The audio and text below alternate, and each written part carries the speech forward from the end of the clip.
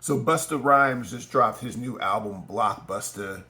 And I sat down and gave it a good listen. And to be honest, I'm a little bit disappointed in this album. And a lot of it has to do with the fact that when it comes to Busta Rhymes' production, like the beats that he chooses, he's always usually pushing the envelope of really interesting production. Like beats that are just like crazy, out of this world, blow your mind type beats.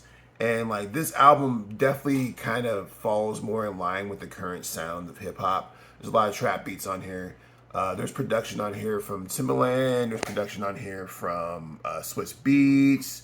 There's production on here from Pharrell. But honestly, like even with some of the top tier producers on here, these beats sound kind of mid. Like they kind of feel like they're like the throwaways of some of these artists because like the song "Hold Up," for example, which is produced by Timbaland, it's a good beat. Like don't get me wrong, like the beat is actually solid. However, the it's not like a mind blowing, like brain shattering Timbaland beat that we know that he's capable of.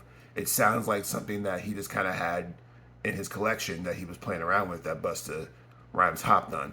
And there's features on here from like Kodak Black, Coil Ray, Bless, Young Blue, the Baby's on here, T-Pain. I think Quavo's on here as well. And honestly, in terms of like the rapping, Busta Rhymes is sliding all over this album. Like he is still one of the best rappers in the game, and he's spitting.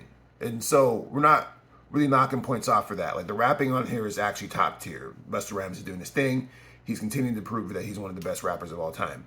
However, it's just that when I go into a Busta Rhymes album, I'm always looking for something that is going to just blow my mind, like some kind of beat that's just like, oh man, how do you do that?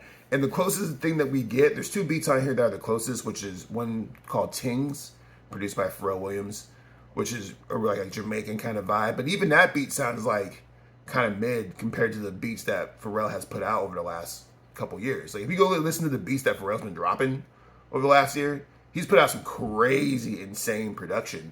And this kind of feels like a couple notches below that.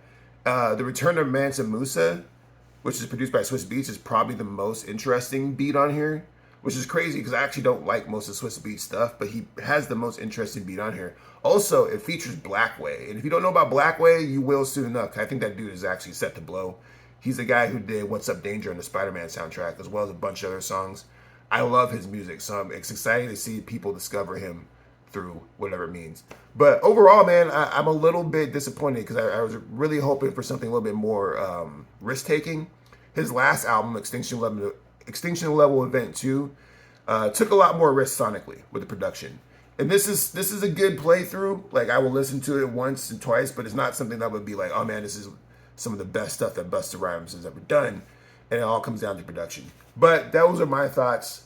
Let me know what you guys think. I would love to know what you guys think about Busta Rhymes' new album. Let me know in the comments. Hope you guys are having a good, safe holiday. Peace.